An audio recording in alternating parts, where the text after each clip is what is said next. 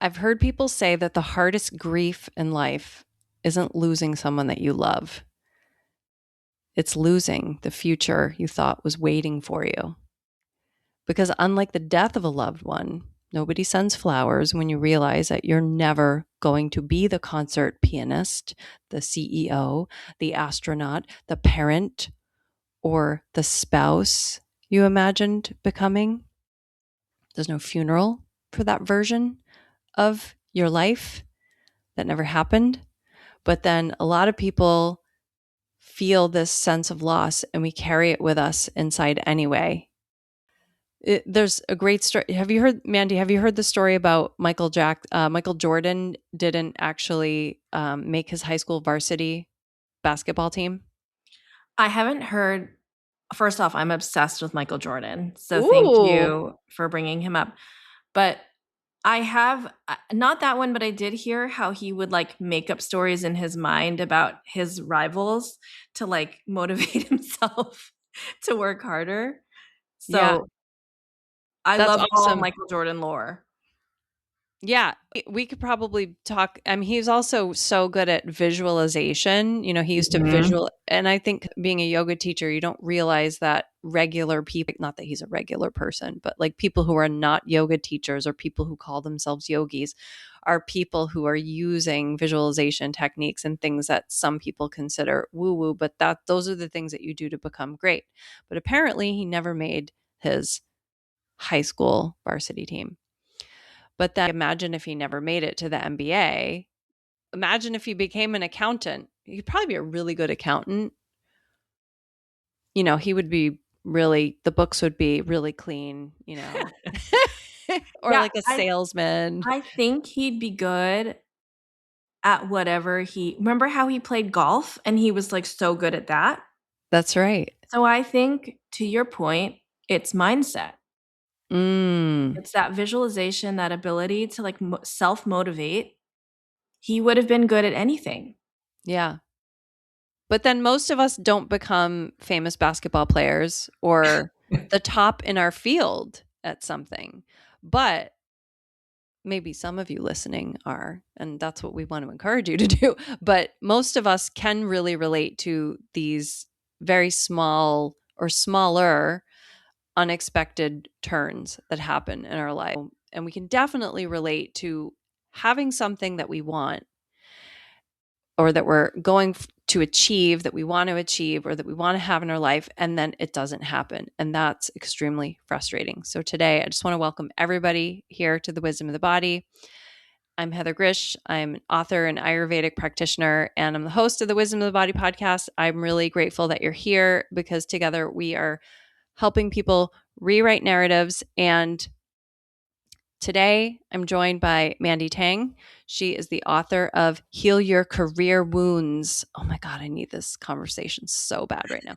To explore what happens when our identity, our ambitions, and our expectations, those are the worst, collide with reality, and how we begin writing a new story without feeling like we've failed at the old one.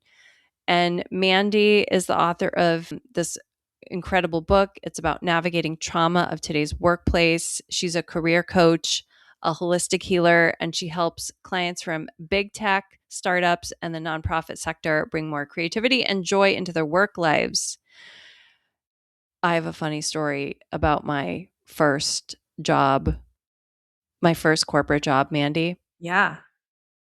I want to tell you that first before I finish telling everybody who you are because it No, just is tell me. burning. Tell Because me. I'm just like, how, corporate jobs can be really fun, but a lot of times they're really boring for people because they feel like there's a whole part of themselves that they can't activate in this sort of box that they're in. That's how it felt for me anyway. And I remember the first day of my corporate job in the year 2000.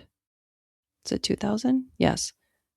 Or maybe it was 2001. It was 2001. And I go in this cubicle and it's basically just, the computer is like, it's not even a flat screen. It's like the big chunky computers back Yeah. then, Yeah. right? With like the keyboard, and I had this big binder. I was a proposal writer for an insurance company. And I remember sitting there and they're like, oh, just like read this binder because they don't give you any work on the first day. You Yeah. just show up. It took everything I had not to fall asleep. The first day of work, I was like, oh my God, is this my life? So Mandy's who I should have talked to before I went into a corporate job, probably, but whatever. Okay.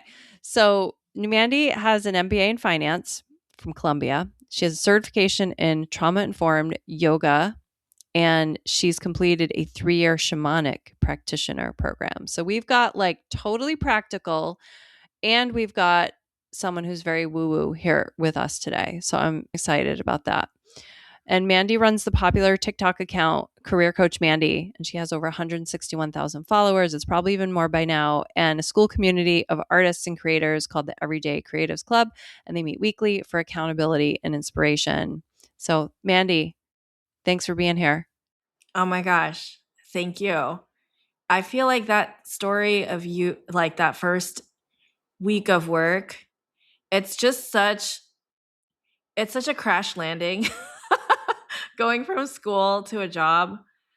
And I worked in a totally different industry. I worked in the fashion, like my first job was at a fashion magazine, very, very random. Like the Devil Wears Prada kind of vibe? Actually, yes. So my first job was at W Magazine, which is like the sister publication to Vogue.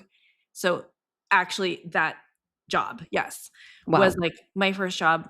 But I also remember being sat down with binders and just being told, like, okay, like, go get to know this stuff. And I just was like, what is going on? Like, I don't understand. I felt like I was dropped into a totally different planet. Yeah. So I very much relate to your story. That sounds way more exciting than my first job.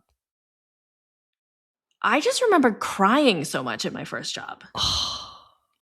Did you have a mean boss? No, I didn't have a mean boss. It was just, looking back, it was just a very high pressure situation. But it was like a little bit manufactured because the pressure was like, oh, we have this photo shoot and we have to like get everything ready. But it was treated like it was life or death. Like it felt like I was working in the ER department, was like how fast we were running around and making calls and like trying to triage stuff, when in reality we were like preparing a photo shoot. Wow. You know? Yeah, because it all had to like happen for that one moment. All these things have to come together, and all these for that one picture. Exactly. Wow. Well, is there a life that you thought you'd have? Well, I think probably what I was doing for the first half of my career was just like trying things on and hoping it would fit.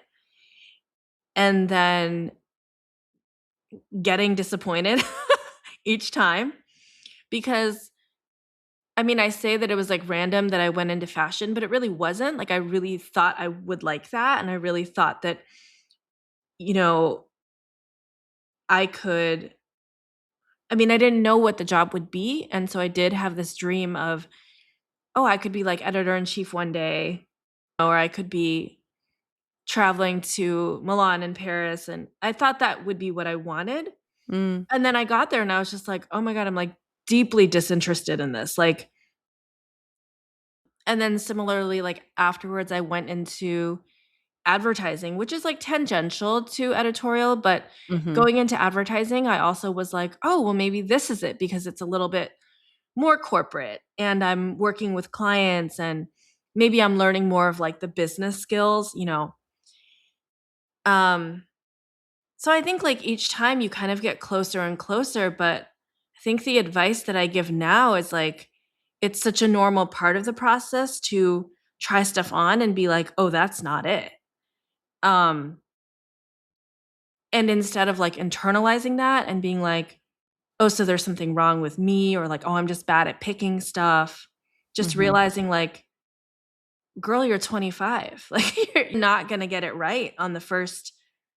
Like, what are the chances that you would pick a career that's right for you? You know, it's just a process of trial and error. Mhm. Unless you go into like something very specialized, like I'm going to be an MD or I'm going to be a lawyer, And it's a very specific type of career Yeah. that doesn't Yeah. have a lot of different job options. It's like, this is what you do when you go into a. Yeah. Mhm. Yeah, I agree. I think also, I mean, even within something structured like law, I think that there are a lot of choice points. My husband's a lawyer, so I've kind of like seen it firsthand, but it's like there are choice points, right? It's like, do I stay in the big firm or do I go to a smaller firm? Mhm.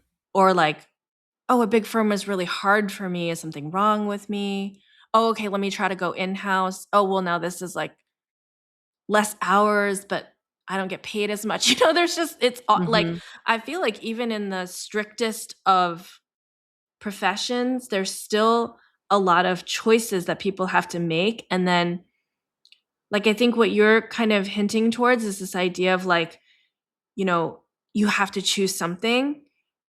And then people feel like if they're deciding between like choice A or choice B, that there's something wrong with that. Like, oh, well, shouldn't I know this by now? Like, I'm a lawyer. Like, why can't I figure this out? Like, I don't know if I should go to a bigger firm or stay at a smaller firm. Like, what's wrong with me? Mhm. So even that, it's like, I think people feel like it's easier for everyone else than it is for them. And so when they're faced with choices or faced with regret or even faced with, as you mentioned, like grief, right? Mhm.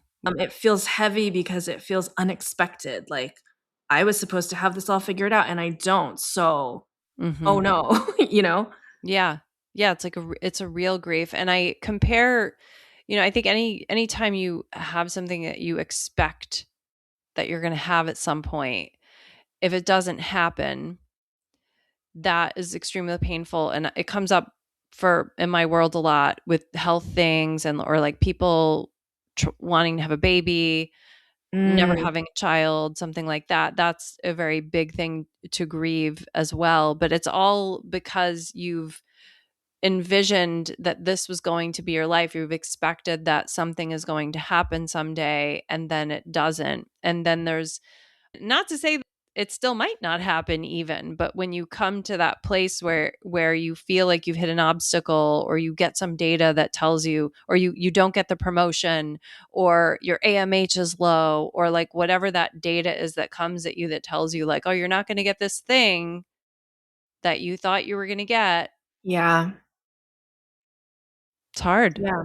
No, it is. It's so hard. And I mean, I think there's kind of two pathways that I typically like to explore with a client. One is truly taking the time to acknowledge that that was like a big dream and that we are going to feel these feelings of grief and to experience that and to talk about it. Like, well, what was the dream? Mm, And in as much detail as you can think of, like, what were those things that you were visualizing and how would that have solved certain problems in your life? Or how did that feel like you were breaking some kind of generational trauma, right? Oh, I would have been the first one to yeah. fill in the blank, right? So Yeah. that's kind of like the first pathway that I like to explore is like, don't turn away from the grief, but like experience it. And then the second is to, because a lot of times too, and I'm not saying this is for everyone, but sometimes people adopt dreams kind of just passively. Mm, And so I like to do an exploration of like, well, was it really yours? Was that your dream or was that perhaps someone else's that you had adopted, like a family member, a parent, right? And then how current is your dream? Like I talk a lot about getting current because, even something that you wanted a year ago, like if you were to check in with yourself, like maybe you don't even want that thing anymore. yeah. But because like the pathways in your mind have been already so well worn, you just naturally go back to that. But I find it helpful to just say, like, okay, but today in your body right now, like, how alive is that? Mhm. And that usually helps to either say, like, oh no, it's like very much alive and I'm very much grieving it. Yeah. Or like, oh my God, actually, you're right. Like, where did that come from? That wasn't even mine. Yeah. And there's actually this other thing that's been building and I'm making room for. Yeah. And it's weird because when we start to expect some or want something in the future, there's some meaning or some experience. There's like something there's something about it that we want.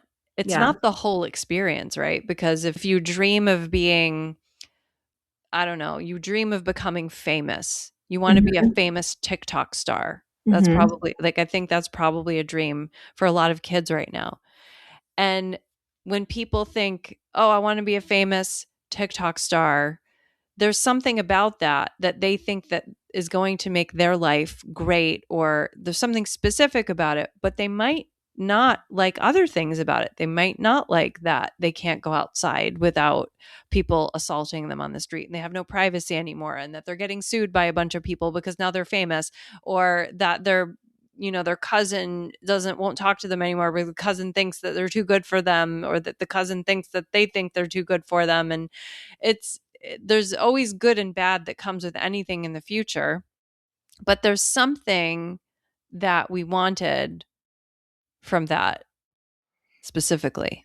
Yeah, and I think it's like it's kind of a hard thing to accept, but you're looking for a feeling and you're looking for an identity in that thing. And if I were to boil it down, it's like, you know, with your example of wanting to be a TikTok star, right? It's like, let's boil that down to what that really is, right? We want to feel special. We want Mm, to feel seen. We want to feel recognized. We want to have a talent that is disproportionately rewarded, right? We want to be cool. We want to mhm. be relevant. Like these are all pretty universal needs. Um, and to your point, it's like, unless you're truly, truly just like the top 0.01%, like to get there is a lot of work. And Mhm. it's like Mhm. not easy. And like you said, there's like all these other things Right. that The come with it. negative is, oh, guess what? You have ulcerative colitis now. No, exactly. Or like, oh, guess what? I mean, there's so I think the healthy thing that I try to work with clients on is like, um, so the TikTok star thing, right? Like that's you taking your internal desire to like be seen, be special, be all those things, and you're projecting that onto an external outcome. Mhm. So it's just worth looking at like, well, what's going on in your life that you feel that there's a lack of that? Mhm. And then how can you feed that to yourself without, because like also, and this goes for TikTok and this also goes for like any job you're in, the goalpost will always move, right? So you get your first million followers and then you're like, So and but so has 10 she million. has 10, so I'm not actually famous.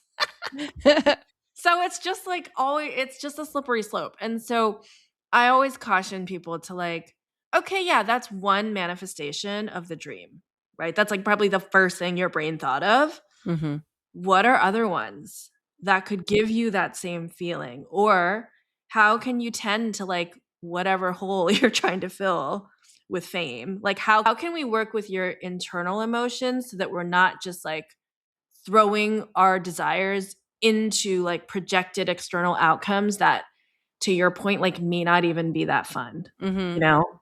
All right, this is going to be a tricky question. I don't know if you can answer it. It's really hard, but I'm going to ask it anyway and see what you think about it. So, if a person has a desire to do something or be something or something in the future, some dream, they have a dream of some sort. Yeah. And okay, they have this dream. What percentage of of attaining this dream is attributable to them versus the universe versus things that are outside? So things that are in Yeah. their control versus the things that are outside of their control. Would you give that a spread, a number? 99% within your control. 99. Yeah. Wow. That's so then okay, so if 99% of it is within our control, whether or not we attain this, if Mhm. 99, what happens when we don't then? Do we beat ourselves up that much more because so much of it is within our control? So I'm going to say, like, okay, obviously I'm not going to go become an NBA player. Okay, so like within reason, but let's say going from an ordinary life to something like I want to write a book. I want to write music. I want to pivot. I want to start a YouTube channel and hit 100,000 subscribers, like improbable dreams, right?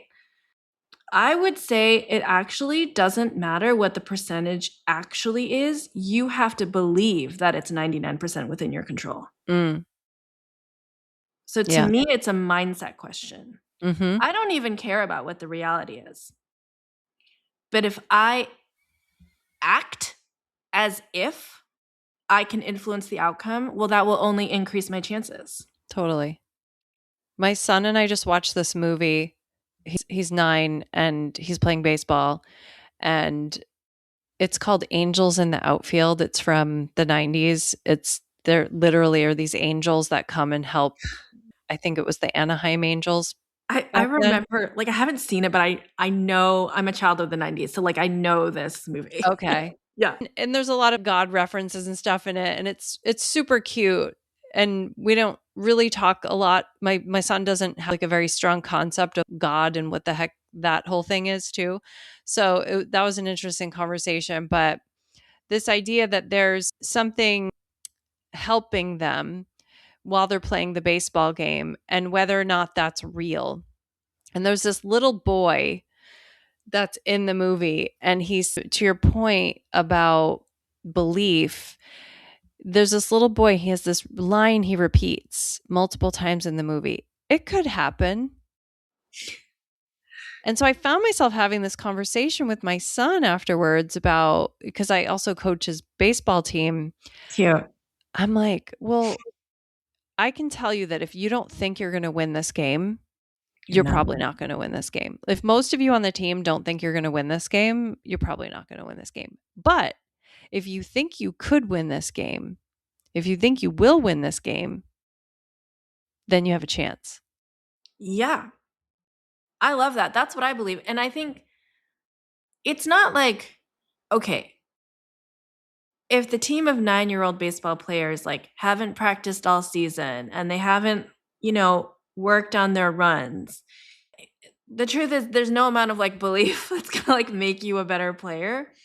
But my approach or like my mindset would be like, yeah, so day one of practice, you have to act as if you like at every practice, you have to push yourself harder, put in the reps, like practice your running, practice your pitching, all of the things to make yourself better, to increase your odds. And then it's like maybe not this season you're going to win, but if you keep at it, like of course you're going to win, you know? Yeah. Do you see, in because you work with a lot of people that are going through career choices, and I think that when you were talking about choice point, one of the biggest things I have to deal with in my practice, not have to deal with, I'm honored to help people go through this process, but it's like the idea of, oh, am I going to have a baby? Am I going to freeze my eggs? Am I going to go through IVF? Like all these fertility options for people. And when people are, when they want something and they're hoping something's going to happen or some outcome will be achieved, when there's some disappointment, do you think a lot of people see that as, oh, this isn't for me, I'm on the wrong path? Yeah. Yeah. Yeah, I think that like um the way I kind of think about it is if you're going through your normal life and you have a regular 9 to 5 job and you're going to work and you're doing your thing, like you don't really face a lot of rejection. Mm. I mean, sure, you might have like tension or you might have a presentation. I mean, but for the most part, right? Like we're not putting ourselves out there in any kind of day-to-day like risky Unless way you're that in a would build. sales job, probably salespeople might be the exception, right? Yeah. Yeah. And so when it comes to like, oh, do I do something new? Do I try something new? Do I apply to a new job, try to go into a different industry, try to pivot, try to leave my 9 to 5 and go do something more creative, right? Like I just don't think that we have a pretty thin skin about it, because we're not used to trying. We're not used to like being perceived trying. Mm. So yeah, I think the give up rate of like, okay, I tried it, I like stuck my head out and I like did it for like 10 minutes and then it didn't work. And so I'm gonna just stop is Yeah. like very high. Um Yeah. and what I tell people, and like by the way, I am a delusional person. So like I I believe you have to have like big dreams and I believe you have to go through a lot of rejection and a lot of exposure to like get what you want. Just that's kind of my viewpoint in life. But I tell people, I'm like, okay, so the pain you feel, the discomfort, the rejection, the flop, like anything you feel, everybody at this stage feels this way.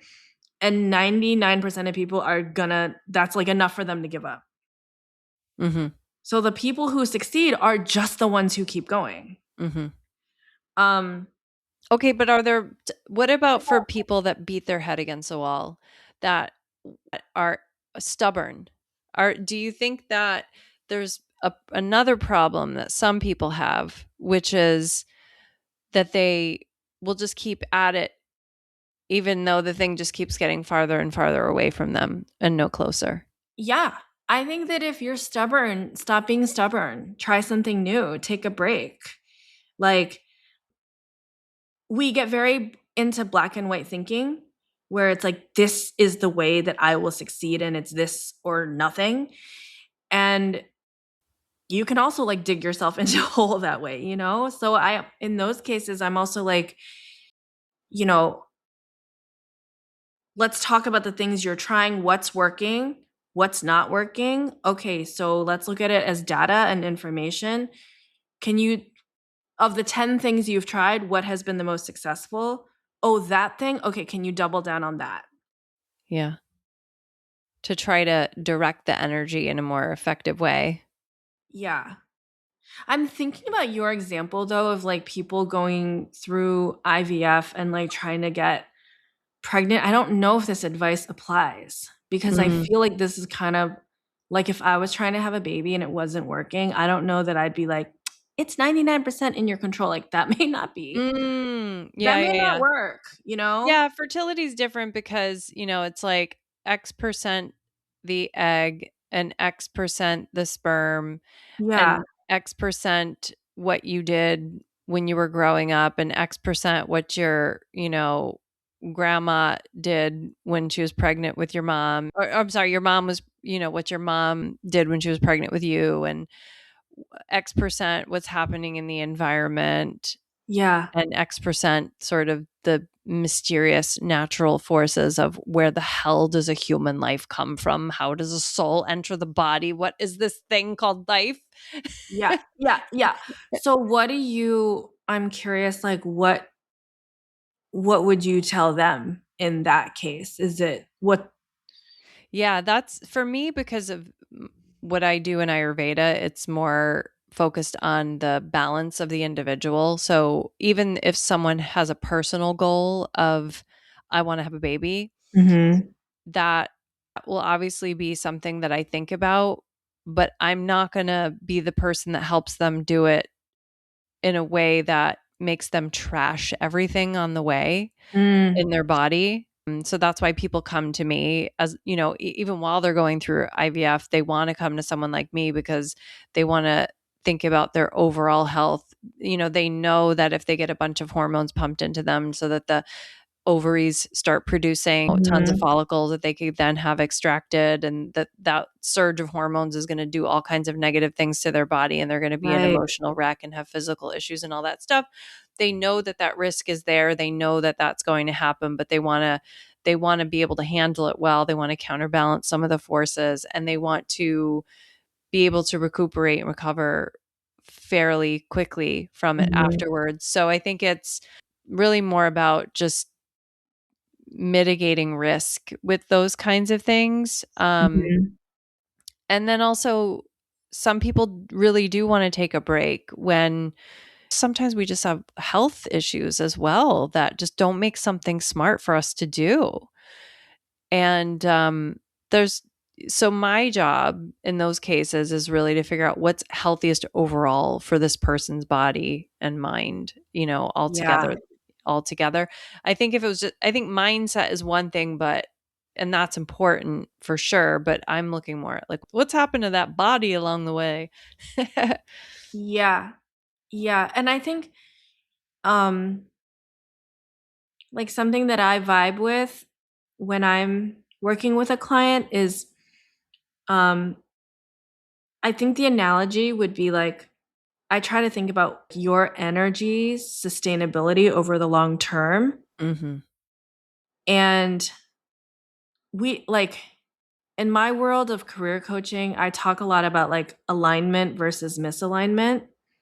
Because there's so many traps. There's like, I'm really good at this thing, but I hate it. Mm, you know, that and sucks. How does it's one find themselves there? I mean, because you well, can always find things you like about everything you do, right? well, it's like, What do they hate about it when they well, hate it? it'll be like, okay, I am an accountant. Mhm. I'm really good at this. I'm too good at this. I'm the best at this, right? But then they'll be like, but I want to write a fiction book, Okay. you know?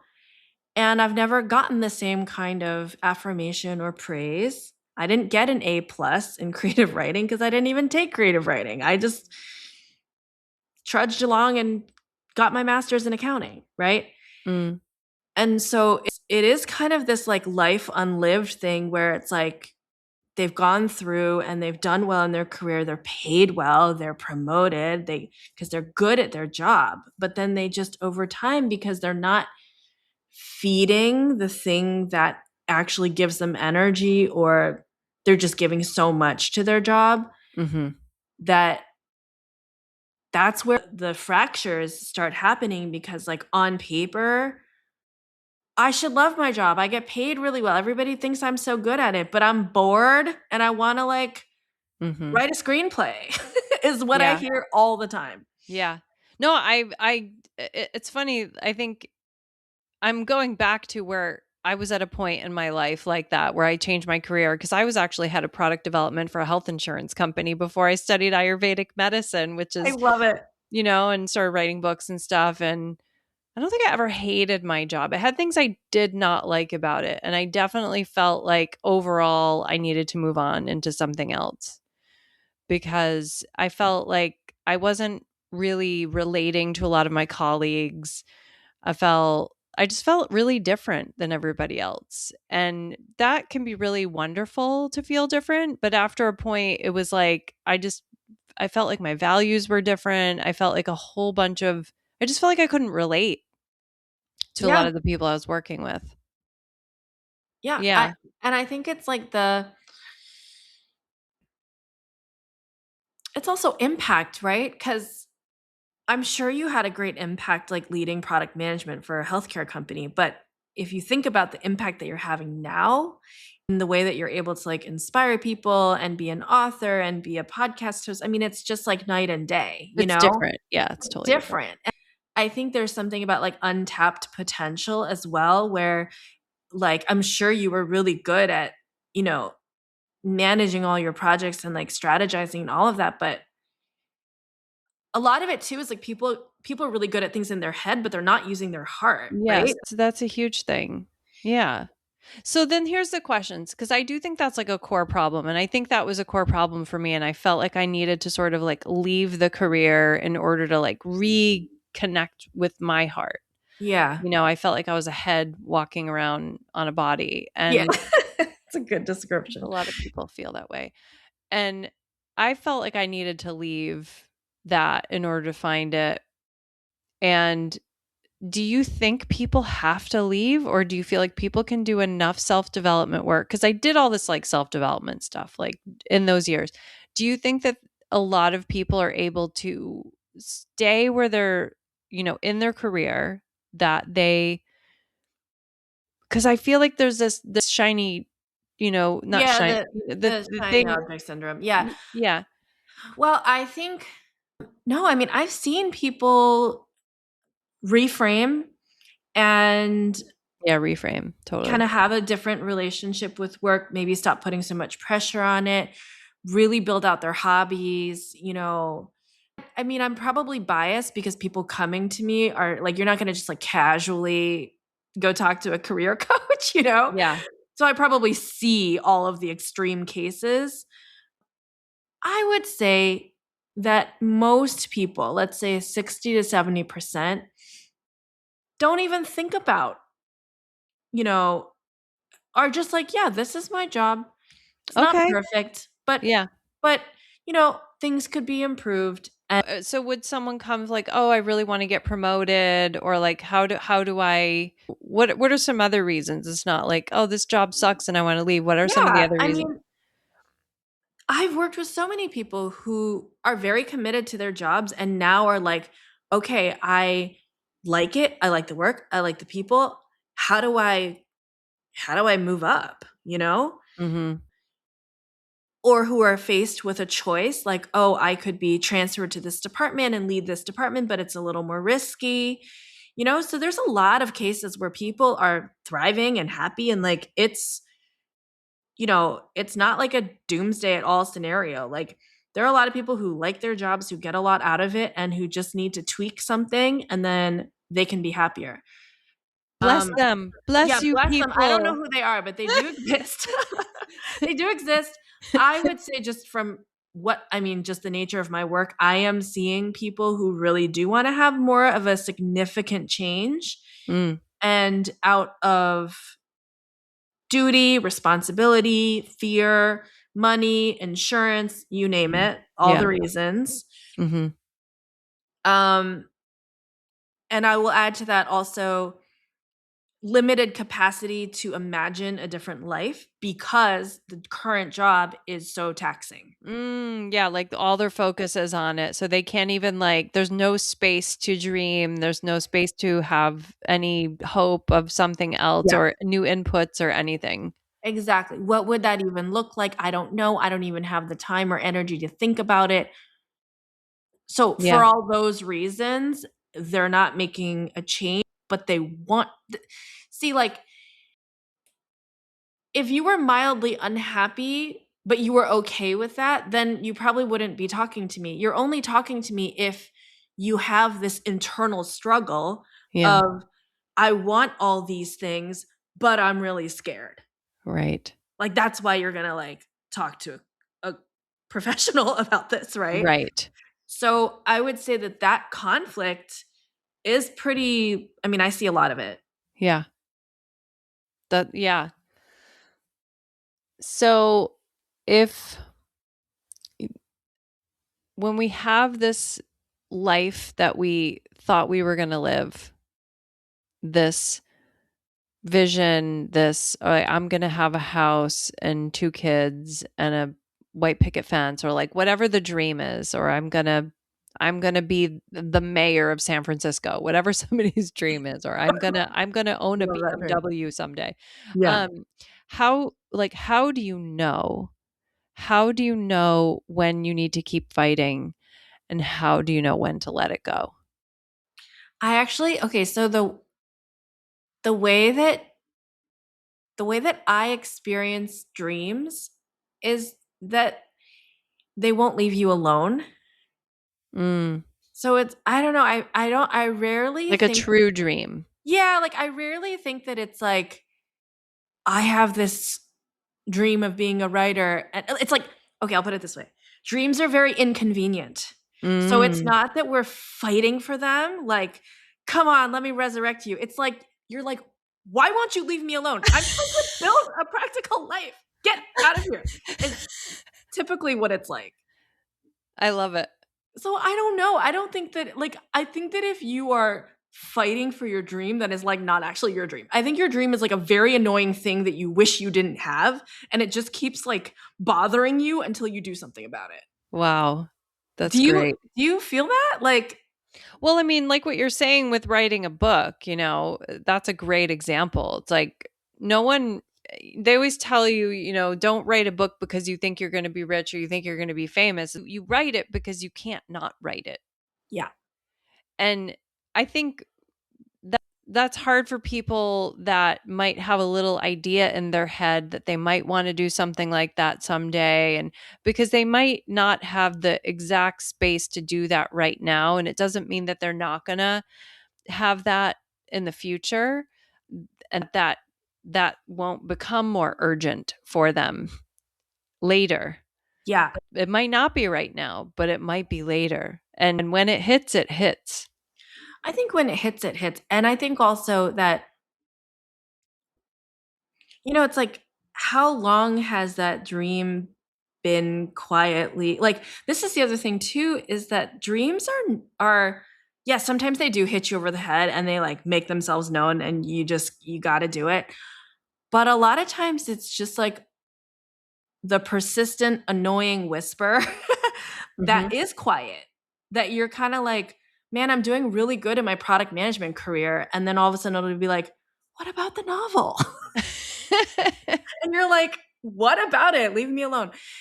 So I Yeah. think like what I like to ask clients is like, well, what is the quiet thing that has been just in the back of your mind for 10 years? Hmm. And they'll always be like, well, it's kind of stupid, but, Hmm. and then I really like flowers. Yeah. I've always wanted to open this store. I've always thought it'd be cool if I one day I do want to write a book. One day I do want to start my own business. I would love to be a YouTuber. I mean, it's like the dreams are there. And it's really sad. I'm always so sad when I hear someone talk like that. When I hear someone say it like, "Oh, this might be really stupid," because I'm so far from that person. I was definitely that person when I was younger, Yeah. and I do think that there's a certain stability or certain level of risk tolerance that, or level of desire, whatever it is, but I think certain conditions in your life make you more likely to pursue those, whether that's hiring a career coach that makes you believe in yourself, whether that's being around a bunch of other people who are doing it too and knowing that things are possible, whether it's, oh, I have $300,000 in my bank account, so I feel like I have a little bit of a runway if I do something stupid and it ends up being a mistake. So it's like the conditions of the life that we're in really matter for what we're willing to do and willing to follow, I think. Yeah. I think that's beautifully said. I also think that, like, you know, I think that don't go searching for it. Like, if you don't have these urges, it probably means you're like kind of happy, you know? Yeah. It's like there's nothing wrong with you. But if you do have these little thoughts and ideas that keep bubbling up and kind of following you no matter what you do, I just see it as like instructions. Like, these are just instructions. And the universe will whisper them to you until you listen. Hmm. Um, and so I try to frame it like that for clients, is like, oh, well, you have the instructions. Like, you know what you want to do. Hmm. Yeah. Do you have a good ritual or some sort of exercise for a person that really needs to grieve the thing that hasn't happened that they've been grasping for a very long time? I think people have to verbalize it. Like, I think they have to talk about it. Mm.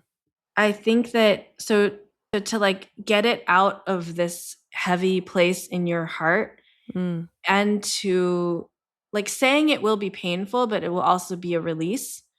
So I would say like simple things like writing about it, saying things out loud, transmuting that energy into something. Because I think grief is often paired with other emotions, right? Mm-hmm. Maybe it's like grief and loss, or grief and rage, or grief and anger. Mm-hmm. And I think exploring those parallel emotions and then channeling those things into, well, you have to feel it, you have to process it. And you're a healer, so you would like understand this intimately, but it's like people have to feel what they feel before they can let it go. Mm. You Yeah. know? So Like I just just don't think, ignore it. yeah, don't ignore it. Don't bottle it up. Like, what is the, Yeah. well, okay, so you asked, like, what's a simple ritual? Like, I think also, what's it called when you assign something, like, you assign something a name? Like, I try to personify it. So I'd be like, Persona. okay, Yeah. yeah, like, what's your grief's name? What would they Ooh. have to say? What are they wearing? What are they listening to? I mean, just like make it come to life. Yeah. Because once it's like an energy that has a form, then you can speak to it. And Mm. then the grief can also give you instructions. Like you can turn to the grief and be like, grief, like you've been here for a long time. Like, how long have you been here? What are you trying to tell me? What do I need to learn from this? Right. So you can be in Mm. dialogue with it Mm-hmm. instead of it just like sitting and weighing you down. Like, And it sort of it comes out, it gets it outside of you when you can personify it, because you can detach from it and see it as something that is separate from you. yeah, so separate from, it could be separate from you. It could also be born of you or integrated into a Mm. part of you, or it could be a past you. Mm. And so I think like what I'm trying to say is getting very intimate and understanding it, and understanding what is its shape, what is its voice, what is its form, what is its purpose. Mm. um and then you probably like tell your clients this too, but I'm like, you need to be getting outside and exercising, and like you need Mhm. to sweat it out, you need to go do your hot yoga. Like you like if you stay still, it will find you. So you need to like be active so you can release these feelings, like after a really hard yoga class, sometimes you'll just cry, and it's just like the Yeah. release of whatever emotion has been stuck inside. Yeah. We do a lot of the cleansing techniques in Ayurveda for these kinds of things, these kinds of attached emotions. We would consider them of the earth elements and the water elements, and they stick and make us heavy. And yeah, so we would deal with it actually on like a biological level, that would then shift the mental aspect of it. Yeah. Which then, even in someone doing a cleanse, it's sort of, I think everybody that does a cleanse has an idea of something they want to let go of in their life. Even though they might come because, oh, they got inflammation in this part of their body and they want that to be what is cleansed out. But there's always some meaning that's attached to it when it's in the body. It's like, oh, that's because this happened to me when I was 12, or Yeah, because I didn't do this, or because I did do this, or they feel worried they did something wrong. right. Yeah, and I think also it's like, to grieve is to have loved something, Mm, right? And I mhm. think especially in the, like, I mean, I don't want to make this a blanket statement. I'll just say in the career context, okay? Because that feels more contained. But like within the career context, like it's okay to have had a dream for yourself. It's Yeah. okay to have like aimed high and not get it. Like it just means you really wanted it and you really cared, and like that's okay? So Mhm. I think also normalizing like we're just supposed to feel so neutral all the time, like, oh, I'm just as cool Mhm. as a cucumber, I'm so professional.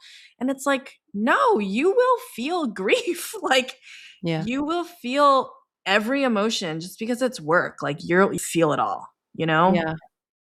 Yeah. Totally, especially with work, because people don't express themselves as much in Yeah. certain environments. Yeah, totally. Oh my gosh. Okay. So the last question I'm going to ask you today, it has to do with just the title of the podcast, which is Wisdom of the Body. And I think this has a different definition to everybody I've talked with about it. So, what does this phrase, the wisdom of the body, mean to you, Mandy? First off, I just love the name. It's so good. Okay, so wisdom of the body, I think for me would be like in the context of this book and in the context of like people struggling at work, it's like modern Western workplaces value productivity and efficiency and analytical minds over anything. It's like profit over everything. And so that is how most of us have been trained. Mm-hmm.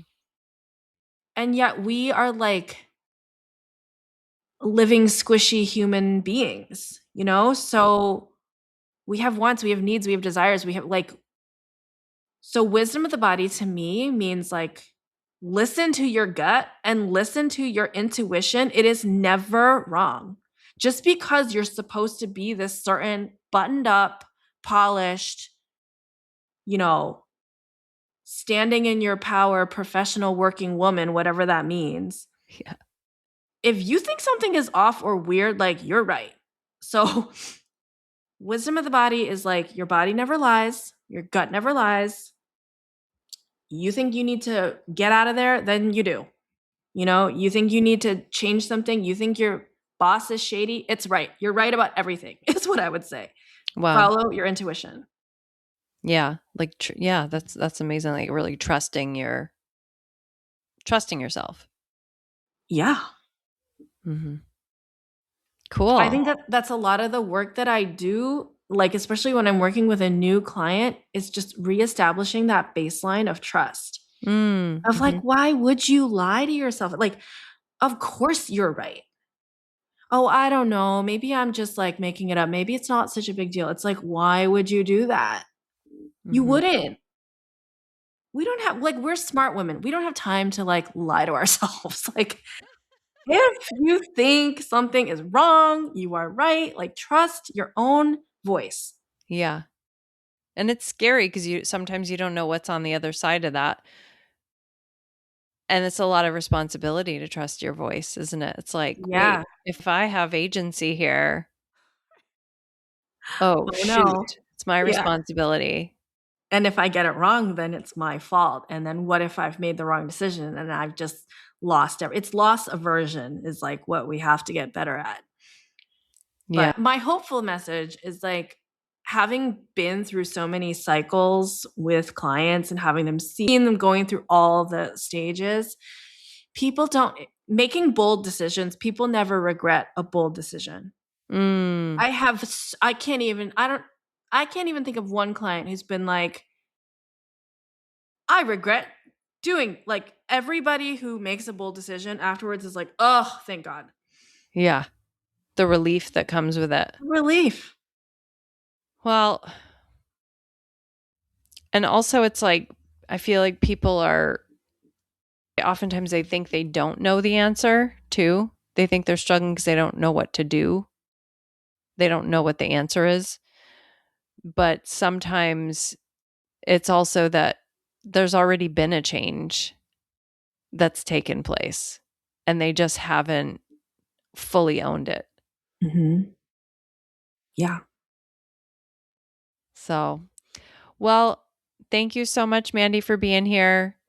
Thanks to the audience. We hope this was a helpful topic. We've all been through times of our life where we didn't get what we wanted, things didn't go as planned, and it's some of the hardest stuff to deal with in life. So, thank you for the work that you're doing, Mandy. Thanks for being here today. It's been fun.